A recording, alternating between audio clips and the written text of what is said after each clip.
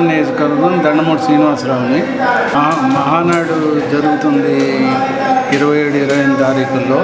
ఒక నిర్బంధమైన కాలం నుంచి ఈ రోజున చంద్రబాబు నాయుడు మళ్ళీ అధికారంలోకి వచ్చినాక అభివృద్ధి పదంలోకి నడిపిస్తున్న చంద్రబాబు నాయుడు గారు ఆయన ఇది కూడా అనేక కార్యక్రమాలు ఆయన చెప్పిన హామీలన్నింటినీ నెరవేరుస్తూ ఆంధ్రప్రదేశ్ని ప్రగతి పదంలోకి నడిపిస్తున్న చంద్రబాబు నాయుడు గారు మరి లోకేష్ గారి నాయకత్వంలో కూడా అనేక కార్యక్రమాలు విజయవంతంగా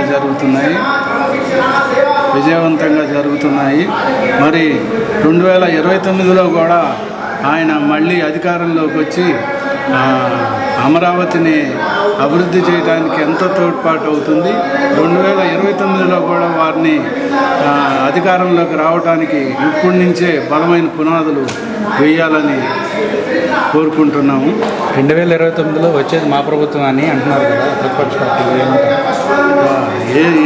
ఎన్ని ప్రతిపక్షాలు ఎన్ని వేషాలు వేసినా కానీ తప్పకుండా మళ్ళీ చంద్రబాబు నాయుడు గారు వస్తారు. ఇది ప్రజల అభిష్టం, ప్రజల నాడి.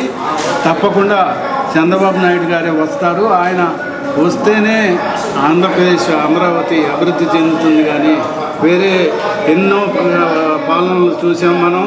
కుతంత్రాలు కుట్రల పాలనలో చంద్రబాబు నాయుడు గారి నాయకత్వంలోనే ముందు పయనించాలంటే ఈ ప్రతిపక్షాల కుట్రలో ఇవన్నీ కూడా తిప్పికొట్టి చంద్రబాబు గారి నాయకత్వాన్ని బలపరచాల్సిన అవసరం ప్రతి ఒక్క పౌరుడికి ఉంది.